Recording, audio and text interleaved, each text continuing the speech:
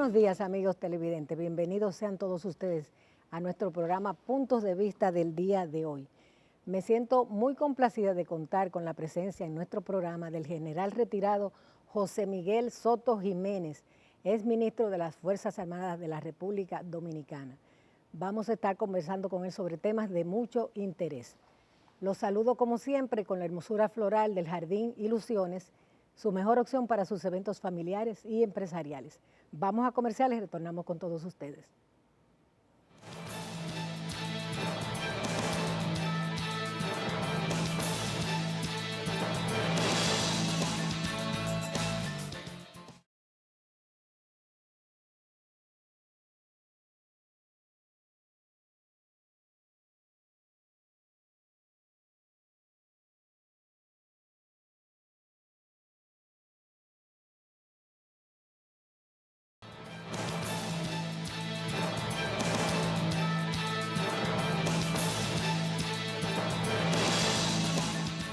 Me siento muy complacida de compartir en el día de hoy una entrevista para todos ustedes con el general retirado José Miguel Soto Jiménez, ex ministro de las Fuerzas Armadas Dominicanas. ¿Cómo está, general? Bueno, muy complacido de encontrarme en este programa, en este icónico programa, una invitación que defiero con mucho afecto. Así Y es. lo digo más allá de las formalidades con que se suelen articular precisamente estos espacios. Me siento muy bien y además una época, en un tiempo muy especial, que Así es es. en el mes de la patria, lo que eso significa. Yo digo que todos los meses, todos los días del año deben ser dedicados a la Así es. patria, pero sobre todo, este es un mes que debemos llamar a una reflexión que realmente necesitamos. Un saludo muy especial en lo personal y Claro. un saludo muy dominicanista a toda la teleaudiencia. Así.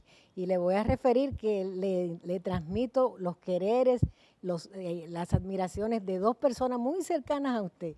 Mi madre, doña Pía Rodríguez, Ubi Rivas también, que desde que era usted muy pequeñito, Sí, sí, le sí. ha dispensado un afecto muy especial que yo también he heredado. Sí, Así pero que, mira, Ubi no es, aparte que le tengo una gran admiración como comunicador, así es. periodista y escritor, déjame decirte que Ubi no es amigo mío, Ubi es familia mía, Así es, es casi familia mía. Sí, un tío por adopción. sí, no, realmente, Así realmente, es. hay a quien yo distingo y quiero mucho. Así es. Pues usted mencionaba la independencia nacional que vamos a conmemorar el próximo 27 de febrero.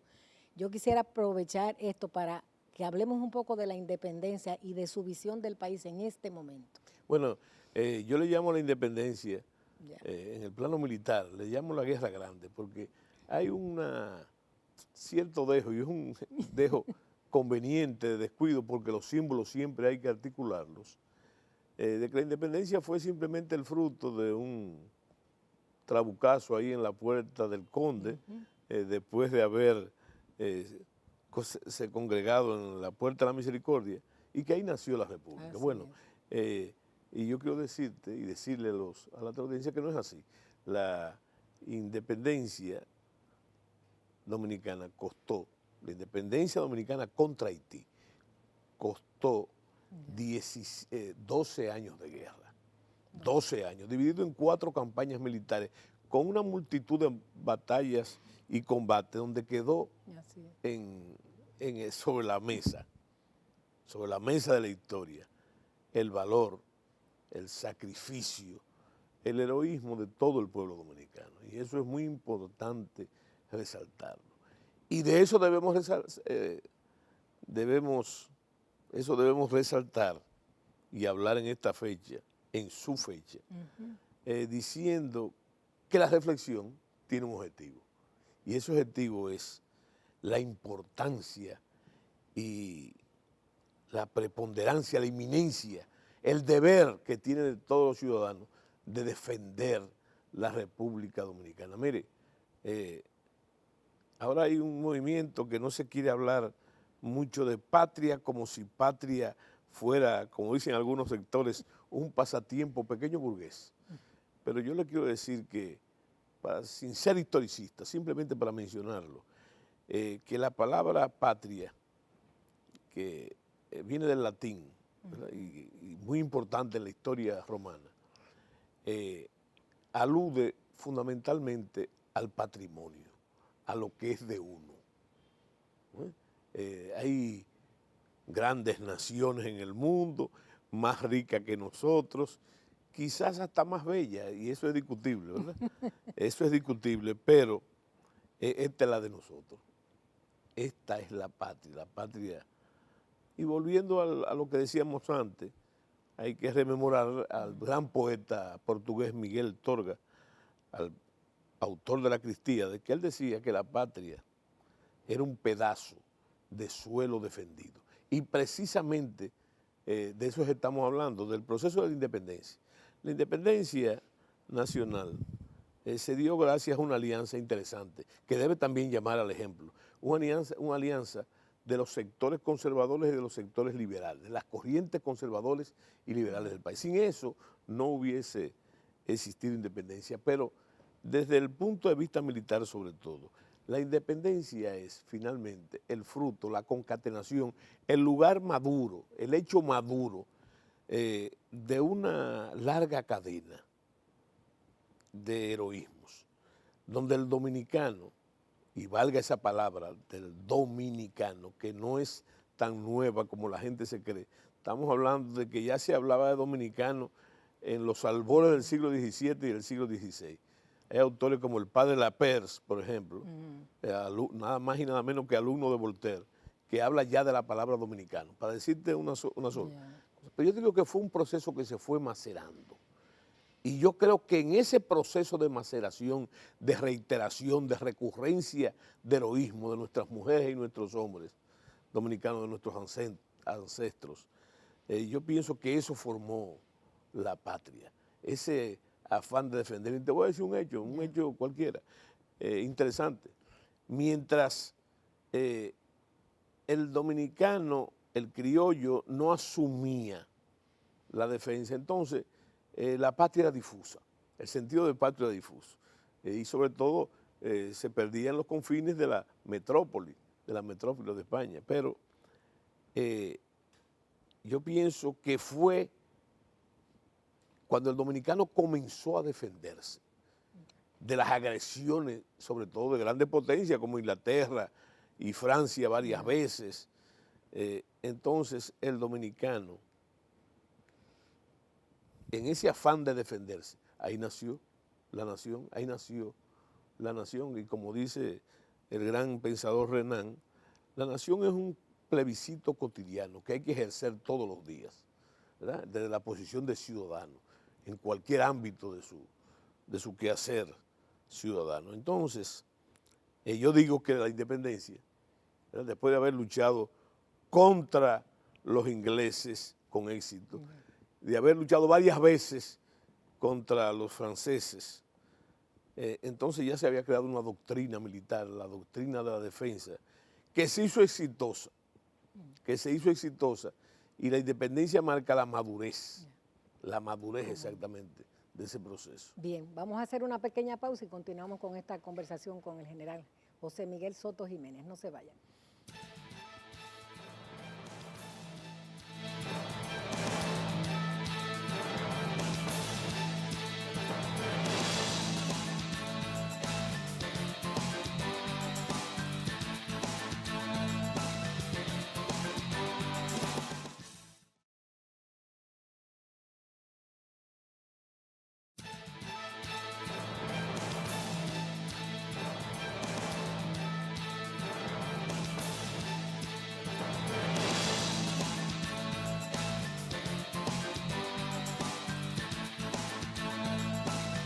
Conversando en el día de hoy con el general José Miguel Soto Jiménez, es ministro de las Fuerzas Armadas. Yo quisiera que habláramos un poco de las relaciones dominico-haitianas, sobre todo en estos días en que se ha estado hablando de que ya va a comenzar la construcción del muro en la frontera, que es la frontera de la patria, y a usted le tocó defender esa zona cuando fue ministro de las Fuerzas Armadas. Y yo pienso, y qué buena la observación, que ese es el gran dilema histórico. El gran dilema histórico son esas relaciones. Hay una carga de resentimiento histórico Así es. obvia, no solamente por la invasión de Boayer del Sí. 22. Hay que saber que los haitianos antes de eso nos invadieron varias veces. Ujú.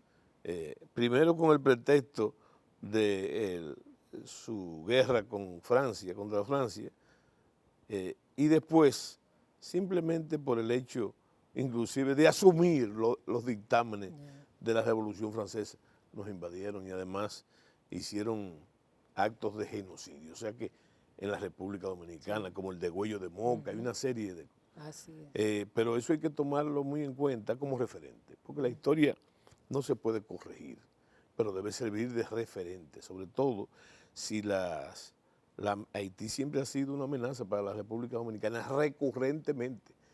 Bueno. Y la situación ahora se ha agravado. Bueno, se ha general. agravado sencillamente por una frase que ahí está en mi libro La Fuyenda, Ya. que dice que lo demasiado, dice el campesino, hasta Dios lo ve. Así Entonces, es. ya no estamos hablando de la importación de mano de obra haitiana para la caña, que fue que cuando comenzó el problema, hace ya unos 60 años, ya no estamos hablando ni siquiera de otras incursiones en la agricultura, no. La migración ilegal haitiana ha saturado prácticamente nuestra realidad, a tal punto de que al ciudadano normal le da la sensación de que es algo inmanejable. Yo no digo que no es que es manejable, pero yo lo que creo es también que hay que tenerlo como eso. Hay mucha gente que no lo ve así. Hay que tenerlo como una amenaza, y una amenaza a la integridad de la República Dominicana, que es lo que hay que defender ante todo, ¿verdad? Pues, como parte esencial de los intereses nacionales. E ir más allá de lo que eso puede significar, esa agresión, vamos a llamarlo así, de la migración ilegal. Va más allá del peligro convencional, porque pone en peligro la existencia misma de la dominicanidad. Hay quienes hablan hasta de una invasión pacífica. No, óigame, para que usted vea la gravedad del problema. Eso se decía cuando yo era un niño. Ya. Simplemente con la migración para el corte de la caña. Digo, la traída de los braceros. Pero déjeme decirle algo. Yo recuerdo de niño, porque el negocio de mi padre estaba ligado con los ingenios, cuando, para usted ver un haitiano en esa época, para usted ver un haitiano, tenía que ir a un ingenio. En Dajabón casi todos los barrios están ocupados ya No, por pero haitianos. óigame bien. Para usted ver a un haitiano tenía que ir a un ingenio, ahora no. Ahora lo único que usted tiene que hacer es abrir la puerta de su casa. Y ya usted se encuentra con esa odiosa realidad. Entonces, alimentada por lo que yo llamo la estrategia de la lástima. Haití ha aplicado la estrategia de la lástima. Y también apoyado en una cualidad que tiene el dominicano, que todo el mundo la reconoce, todos los extranjeros reconocen, que nosotros somos muy hospitalarios. Sí. Pero el hecho de la migración ilegal haitiana ya no es asunto de hospitalidad. Nosotros hemos dado más de lo que podemos dar. Toda esa mentira y esa falacia del esclavismo y del maltrato a los haitianos es simplemente producto de un ambiente que está saturado. Y en cuanto a la frontera, que el presidente de la República ha anunciado que va a dar el primer Picasso, nosotros no solamente lo apoyamos, porque ese Picasso, ese muro es mucho más que una pared. Es la consustanciación de la conciencia nacional en defensa de sus más caros intereses. No se trata de racismo y de odio. En lo personal, yo no tengo ningún odio y resentimiento. Ahora, yo amo mucho más a la República Dominicana. Así es. Y entonces, ese es el primer deber ciudadano, como decía Gregorio Luperón. Luperón decía que la defensa nacional no es solamente fruto, un deber de las Fuerzas Armadas, es un deber de cada ciudadano que debe constituirse en un soldado desde su área de trabajo, cualquiera que sea, para defender como ciudadano, desde la trinchera ciudadana, la República Dominicana. Entonces, reiteramos que saludamos el inicio de la construcción del muro, en esa situación, poniéndolo en su sitio, ¿verdad? Poniéndolo en su sitio, porque con el muro y sobre el muro debe estar esa conciencia nacional a la que hicimos alusión, Bien. ¿verdad? Y entonces, recuerden que el muro sin el hombre no significa Así nada. es. Entonces, ahí estarán con el muro, antes del muro, después del muro, las Fuerzas Armadas. Así ¿verdad? es. General, yo quiero que hablemos de algo grato para usted. Usted acaba de escribir 2 libros, uno de ellos con un título tan sorprendente como La Fuñenda. Sí. Yo quiero que usted le explique a mis televidentes qué Mira, trata en La Fuñenda y en su segundo libro. sí, mire, a mí hay un autor muy famoso, español, que se llama Francisco Villalonga. Ya. Él dice que los escritores siempre escriben sobre lo mismo, ¿verdad? Y en el caso mío se aplica porque mi tema es el tema de la dominicanidad, ¿eh? Facetas de la dominicanidad. Es sobre lo que yo escribo. Entonces, de hace tiempo, no es nuevo, porque mi discurso de ingreso como miembro de número de la Academia de la Lengua fue precisamente sobre ese tema. Ya en otras obras mías anteriores, como las Memorias de Concho Primo y el Premio Nacional de los Motivos del Machete, que fue Sí. el Premio Nacional de la Feria Libre, bueno, ya yo comenzaba a jugar con el idioma, con la forma de hablar de dominicano, como un instrumento identitario.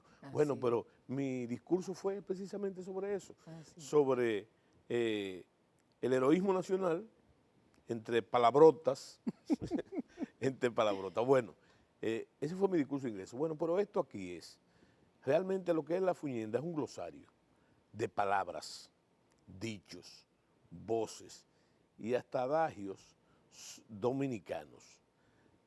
¿Cómo usted define la fuñenda de los No, dominicanos? eso es lo principal, a eso iba. La fuñenda, para el dominicano, es como la palabra vaina. La fuñenda Ajá. es cualquier cosa. Cualquier cosa. Pero sobre todo, Es una una molestia, ¿verdad? Bueno, y entonces hay que decir que la fuñenda viene de otra palabra, que es el fuñir. El fuñir, fuñenda, es un fuñir continuo y prolongado y acuciante. Bueno, y entonces, para no darle más vuelta al asunto, Así es. hay que saber que fuñir y fuñenda no es más que una forma atenuada del joder y de la jodienda, Y la jodienda. que son palabras muy castizas, muy españolas, que usa de forma coloquial muy frecuentemente el Eso da para español. una tesis doctoral, Sí, general. sí. Pero mira, y es una cosa interesante porque la mayoría de esas palabras de la fuñenda, incluyendo la fuñenda misma, muchas de ellas están en el diccionario de la lengua. Y en los sinónimos, diccionarios Esa de palabra es sinónimos. un dominicanismo, ¿verdad? Sí, pero yo lo que quiero decirte es que esa y otras palabras que tienen, inclusive, todas tienen que partir del castellano y de la forma que nosotros lo hablamos. Pero lo más importante no es el significado de ellas. ¿Tú sabes qué es lo más importante? ¿Qué? Cómo lo interpretamos nosotros. Así Porque es. a veces hay una palabra de esa que está en el diccionario que significa una cosa, pero para el dominicano es otra cosa, ¿verdad? Así es. Y entonces eso nos lleva por los caminos de categorizar la fuñenda como un recipiente o un texto donde está decodificado, ¿verdad? Ya. Yo digo, Hay que parece una leerlo. atracción, decodificado el alma nacional. Ya. Déjame decirte que la mayoría de esas palabras, no porque yo quiera, sino porque es así, vienen del Cibao. Así es. Del Cibao porque el Cibao ha sido, en la evolución del concepto de la riqueza, la región más rica del país, como nosotros llamamos la tierra de María Santísima, y eso tiene sus consecuencias. Naturalmente también hay regiones que marcan las características de esas regiones, como del sur, del este, etc. Entonces, se me acaba el tiempo, vamos a hablar un poquito del segundo libro. el segundo libro son los recuerdos de Trancajilo. Trancajilo. ¿Quién es Trancajilo? Trancajilo, mire, Trancajilo es el hijo del sargento La Tranca. Y La Tranca, que yo lo sitúo que nació por Gurabo, por ahí. Sí. Entonces, La Tranca es un sargento retirado, un sargento ya en retiro, que duró más de 40 años en la Guardia, cuando eso era un hecho, y entonces se retira. Y él le está contando a su hijo, Trancajilo, que va a ingresar al ejército, todos los trabajos que él va a pasar, y se lo explica, y ahí está el proceso de formación básica del soldado, y se lo explica en el argot militar, en la jerga militar, que tiene, como todas las profesiones, todas, no es una rareza, tiene su jerga muy particular. Naturalmente esa jerga es coloquial porque no trasciende a los documentos militares, a ningún documento, porque déjame decirte, hacerle una advertencia.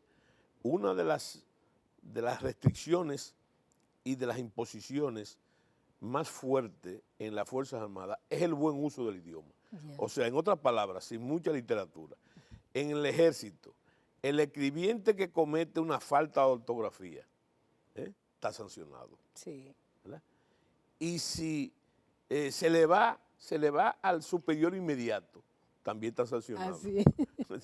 Bien, bueno, pues para mí ha sido un gratísimo placer contar con la presencia del general José Miguel Soto Jiménez aquí en nuestro programa y compartir esta ilusión que él tiene con estos 2 libros y sus opiniones sobre temas diversos sobre la actualidad nacional. Gracias por estar conmigo. Bueno, gracias a ti por este momento que me he sentido muy bien. Cómo no. Sí. Vamos a comerciales, retornamos con todos ustedes.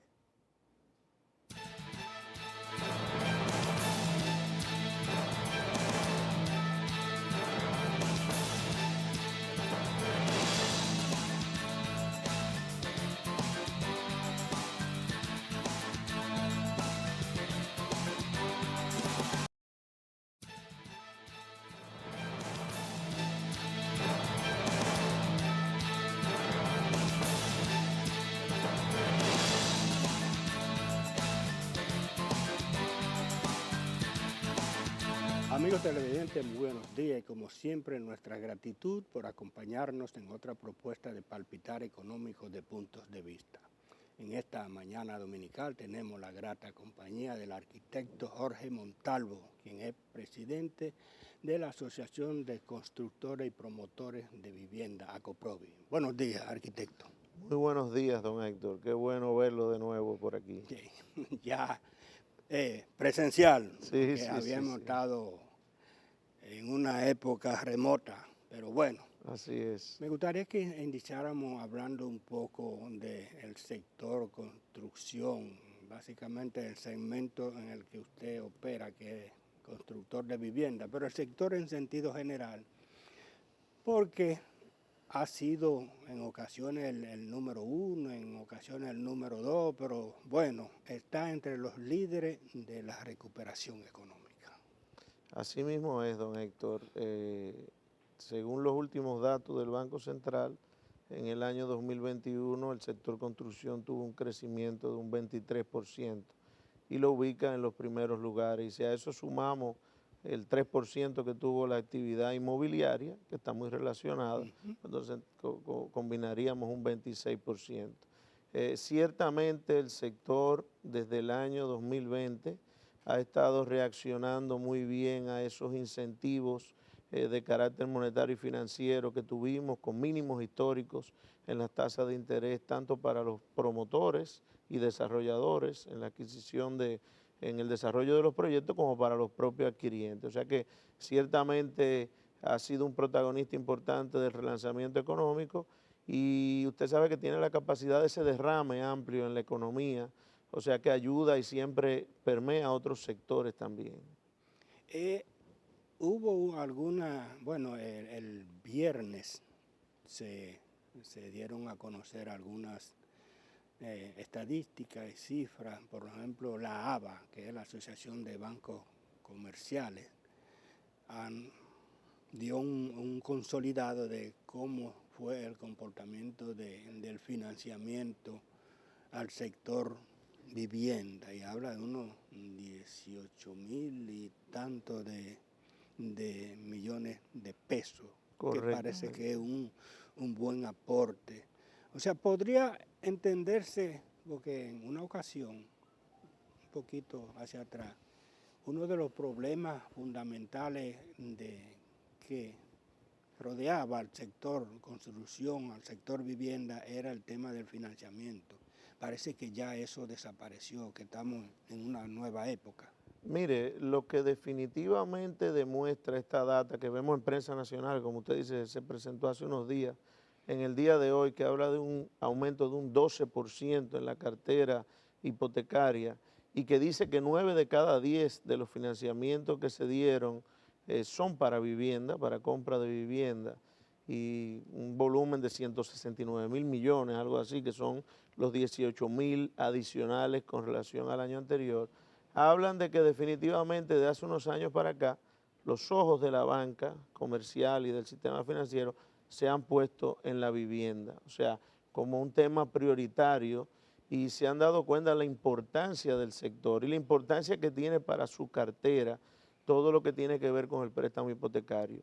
Se ha avanzado muchísimo, pero lo más interesante es que hay un espacio de crecimiento sumamente amplio. Se estima que la cartera hipotecaria representa cerca de un 4% más o menos del Producto Interno Bruto, cuando la media en América Latina es de un 8%. O sea que nosotros estamos en la mitad del espacio que representaría. Y yo creo que vamos en la dirección de que eso se vaya ampliando y cada vez nos vayamos acercando más a esa media, a ese promedio. Y ahí va a incidir en la medida en que podamos hacer cada vez más fácil el acceso al crédito. Y yo creo que vamos en esa dirección. Ese es el reto. O sea, cómo, sobre todo ahora que han entrado proyectos de vivienda de interés social, en los programas que está desarrollando el gobierno, pero que todos contemplan de alguna forma un financiamiento, porque lo que el gobierno hace es que le subsidia parte de la tasa y subsidia parte del inicial, pero finalmente es un financiamiento. Entonces, habrá que ver la evaluación de esas personas para facilitar el acceso al crédito, porque hay muchos que están en situación de informalidad, ¿verdad?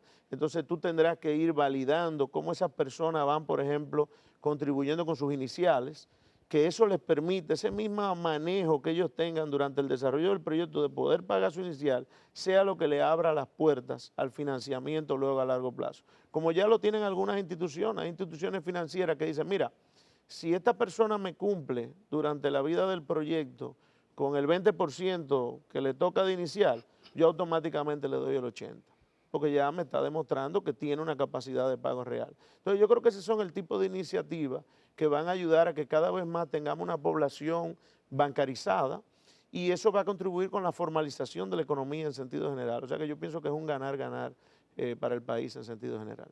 Pero eso requeriría algún tipo de ajuste en la normativa, por ejemplo, para que se considere a la hora de calificar los financiamientos y los créditos.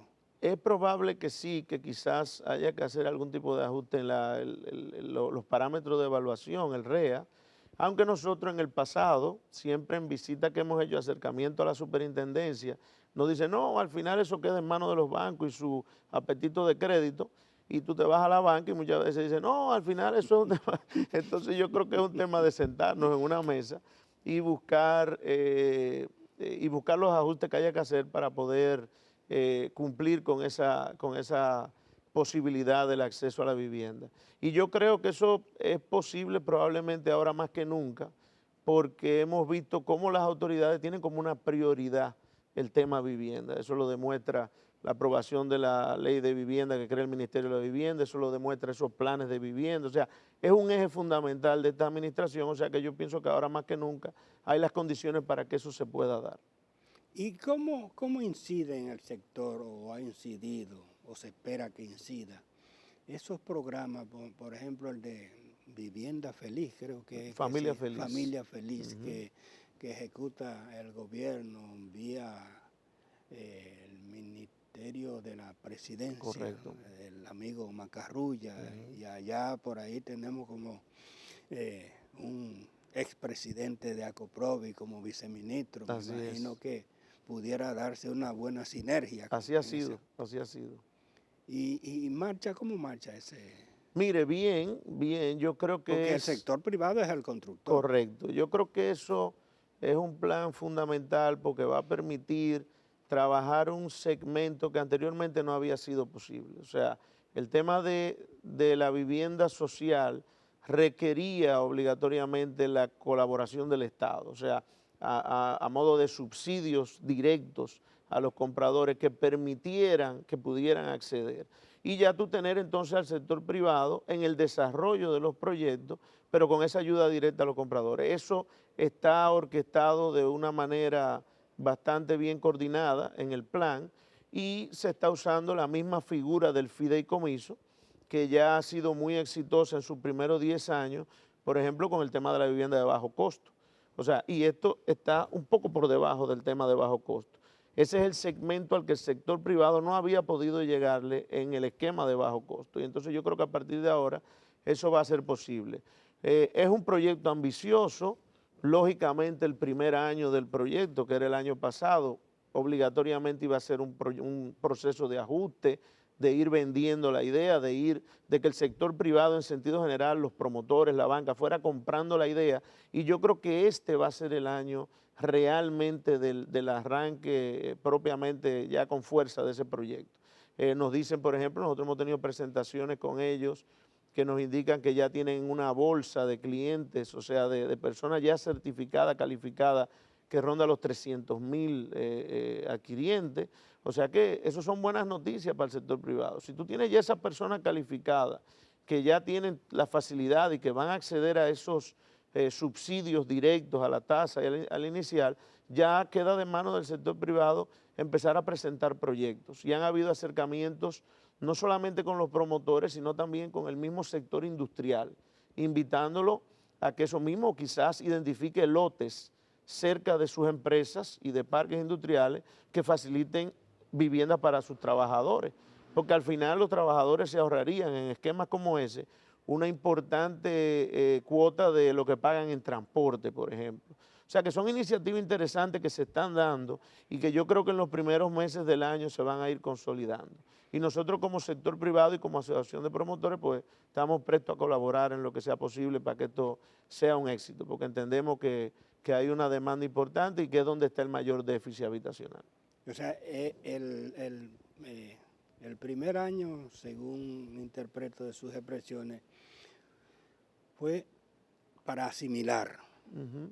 Y el otro ya para el... Han habido inauguraciones de proyectos, pero yo creo que no en la medida en que tal vez se tenían las expectativas, o sea, de parte de las mismas autoridades. Son proyectos muy ambiciosos y muy amplios. Y yo creo que este probablemente sí sea el año en que se vea un impacto importante en materia de proyectos de vivienda de interés social.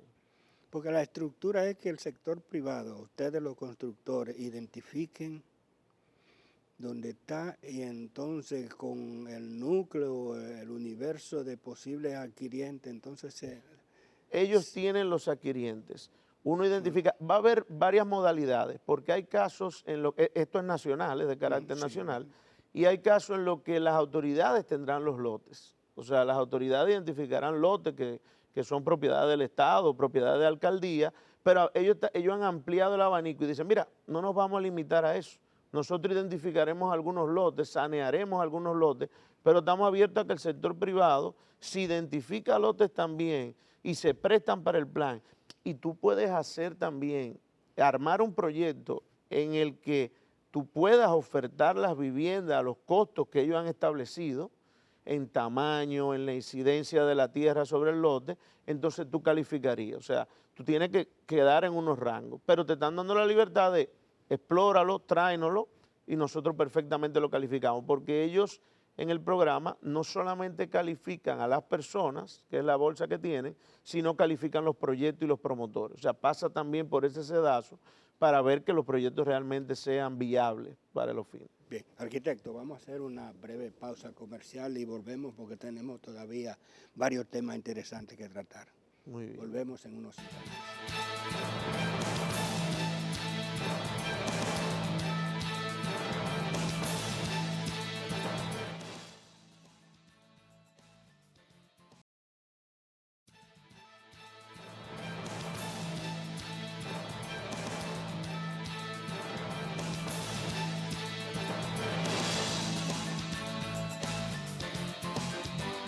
Continuamos la conversación con el arquitecto Jorge Montalvo, presidente de ACOPROVI.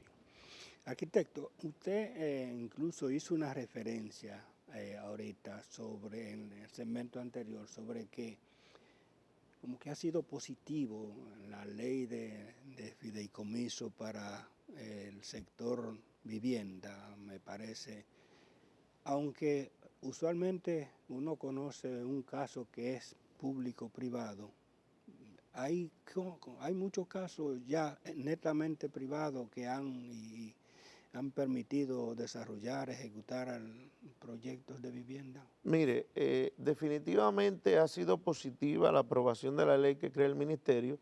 Ahora se está trabajando en los reglamentos y nosotros, por ejemplo, en la séptima vivienda en la séptima mesa de la vivienda, la cual celebramos en noviembre, a final de noviembre del 2021 y que contó con la presencia del excelentísimo señor presidente, estábamos viendo precisamente los pasos que estará dando este ministerio en los próximos meses. Uno era el tema de los reglamentos, que ya se está trabajando, y eso va en el camino de agilizar la aprobación de proyectos. Uno de los anuncios era, que es una meta que tienen las autoridades para ya el primer trimestre, es que nosotros podamos tener la aprobación de proyectos no complejos en un tiempo de 60 días y de proyectos complejos en un tiempo de 120 días.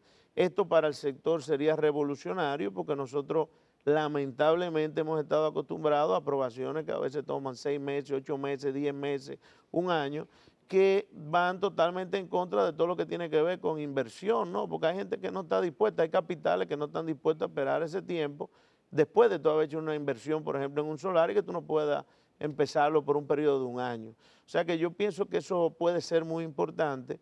Y la otra parte es que realmente a partir de un ministerio y a partir de la ley es que las autoridades tendrán las herramientas que le van a permitir trazar políticas públicas en materia de vivienda. Y la aprobación de la ley ha contemplado un plazo que vence en junio de este año, ya para, por ejemplo, presentar un plan decenal de vivienda.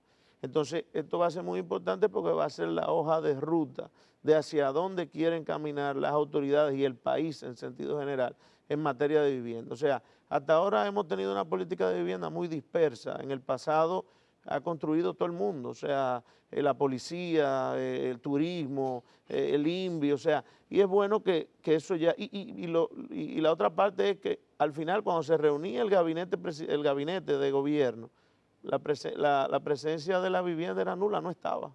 Ya. O sea, entonces ya ahora hay una participación y como le digo, nos parece que la vivienda definitivamente se está convirtiendo en un eje fundamental de las autoridades. O sea que yo creo que ya estos planes de vivienda que están corriendo te dicen un poco los beneficios que tendrá el ciudadano de a pie por el hecho de tener esta ley y estos planes. O sea, esos esquemas de subsidios directos al inicial, que son subsidios adicionales al 8%, que era el bono ITEVI, que ya lo teníamos en bajo costo. O sea, tú tienes, por ejemplo, ese mismo plan Familia Feliz, contempla subsidios directos al inicial que van entre un 20 y un 28% adicional.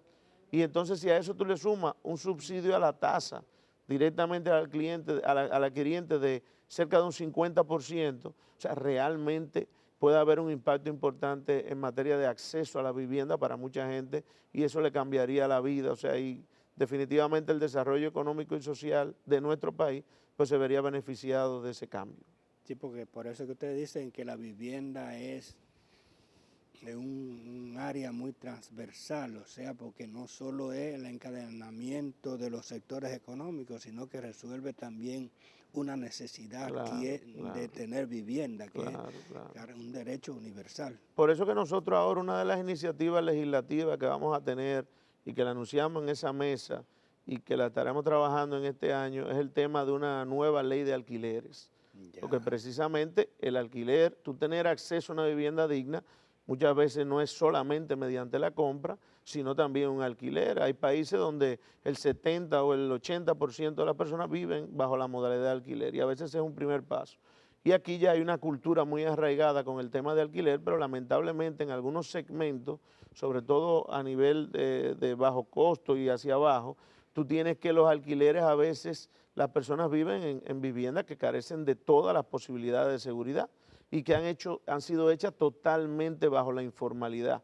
Entonces, tú poder desarrollar el mercado hipotecario, el mercado inmobiliario a todos los niveles para fines de alquiler, te abre también la posibilidad del alquiler social y te abre la posibilidad de que más personas tengan acceso a una vivienda digna. O sea que esa es la próxima meta ya después de tener, luego de esa lucha de más de 20 años del tema para tener la ley de vivienda, esperamos que sea más corta la lucha y que podamos tener probablemente en un corto plazo una buena ley de alquileres que dé seguridad jurídica a todas las partes. Sí, porque ese aspecto siempre he oído en sectores ligados a la construcción, CODIA y algo así, como que el régimen de inquilinato es como un freno incluso a la inversión para personas que deseen utilizar esa área como un nicho para invertir, o sea, adquirir 1, 2, 3 apartamentos, viviendas para rentarla, pero que pudiera complicarse la situación. Sí, es por eso que, como le decía, está arraigado en la cultura, pero no se ha convertido en algo que masifique el desarrollo de vivienda para fines de alquiler, sino que culturalmente a todos los niveles todo el mundo sueña con tener 2 mejoras para fines de alquilar y que cuando esté retirado pueda vivir de eso. Es un sueño de la clase baja, de la media y de la alta, o sea, está a todos los niveles. Entonces, lo que ha faltado por ese tema de seguridad jurídica es que capital fresco pueda entrar y no solamente desarrollar proyectos para la clase alta, sino desarrollar proyectos también de bajo costo para fines de alquiler. Ahora, tiene que tener las garantías jurídicas para que pueda ser así. Y en la medida que eso sea posible, pues entonces vamos a tener mejores viviendas a todos los niveles y probablemente a los mismos precios, porque al final es un tema de oferta y demanda, o sea que por eso debemos tratar de promover eso. Y después tú tener, por ejemplo, que distorsiones, como el tema de que los depósitos van al Banco Agrícola, eso viene de la ley de los años 50, en que nuestro país era inminentemente agrícola, nuestra economía, pero eso ha cambiado. Ya tú tienes que cualquier fondo relacionado con algo que tenga que ver con vivienda debe ir destinado precisamente al tema de vivienda. Ya, por ejemplo, se creó el Fondo Fonvivienda. Pudiera ser que los depósitos se canalicen por esa misma vía. O sea, debemos evaluar todos estos temas, pero yo creo que eso puede tener un impacto, una buena ley de alquileres, tan o más que el que ha tenido la ley 189-11 del mercado hipotecario y fideicomiso. Ya. Arquitecto, vamos a aprovechar los minutos que nos quedan para hablar de algo que como que a veces hace ruido en el sector y el tema de los precios y los costos. Yo en una ocasión, ustedes hacían con la ONE, la Oficina Nacional de Estadística, una evaluación. El índice de costo de la vivienda. De la vivienda, y parece que no es muy agradable el panorama. No sé si es por estas salsas internacionales, el tema de los fletes y todo eso. Correcto. Mire, ciertamente ha sido un dolorcito de cabeza recurrente en medio de todo este crecimiento, porque el sector ha sido muy resiliente y a pesar de todos estos altos costos que nos acompañan desde prácticamente el principio de la pandemia, el sector ha crecido y ha respondido. Ahora, en esta coyuntura del 2022, es uno de los retos importantes. ¿Por qué? Porque ya, por ejemplo, esos incentivos monetarios que tuvimos, que propiciaron esas bajas históricas en la tasa de interés, ya se han ido normalizando. Entonces ya con tasas normales, que siguen siendo atractivas, pero ya no a los niveles del año pasado, pues entonces uno de los temas importantes va a ser este tema inflacionario. Nosotros tenemos la data, usted mencionaba la ONE, la Oficina Nacional de Estadística, que lleva ese índice de costo de la vivienda. De diciembre a diciembre, del 20 al 21, ese índice se disparó en un 15%. Y si tomamos ya desde principio de la pandemia, o sea, 2020, marzo, cuando empezó todo, probablemente andemos por el 27%. O sea, son números importantes, sobre todo cuando tú tienes que estamos hablando de una inflación de un 8%, que ya es importante. Entonces, en materia monetaria se han estado tomando las medidas, el Banco Central con todo este tema de del movimiento en la tasa, de los 200 puntos y eso, pero yo creo que probablemente las mismas autoridades no esperaban que este tema del comercio internacional y su distorsión cruzara al 2022, sobre todo cuando tocábamos el tema a mediados del 2021. Pero ya siendo así y ya siendo una realidad que nos va a acompañar en el 2022, hay medidas adicionales que pudieran tomar las autoridades. Nosotros, por ejemplo, del año pasado estamos proponiendo que como la distorsión, sobre todo en los materiales de importación, nos viene importada de fuera, con el tema de la distorsión del flete, una medida pudiera ser que, por ejemplo, para el cálculo de aranceles e impuestos, ITEVI, que pagan los materiales, se tome como referencia el valor del flete previo a la pandemia. No el valor del producto, porque el valor del producto no se puede con eso. O sea, si el producto vale X, viene en X, ese es el valor. Pero el valor del flete sí, porque entonces tú contribuyes a replicar la inflación hacia lo interno. O sea, si tú en vez de tomar el valor para el cálculo de los cerca de $20,000 que en algún momento ha llegado a pagar un flete de China, tú tomaras los $2,000 previo a la pandemia, pues automáticamente hubiera una disminución en el impacto del costo de esos materiales. Y esa medida la hemos planteado a las autoridades, inclusive el gobernador del Banco Central la valoró como muy positiva en su momento cuando fue planteada. Estas son de las herramientas que las autoridades pudieran utilizar para ayudar en esa parte. Arquitecto, gracias por aceptar nuestra invitación y como siempre les digo, este espacio está siempre a la disposición de ACOPROVI, así que espero tenerlo antes de que termine su gestión, si es que no.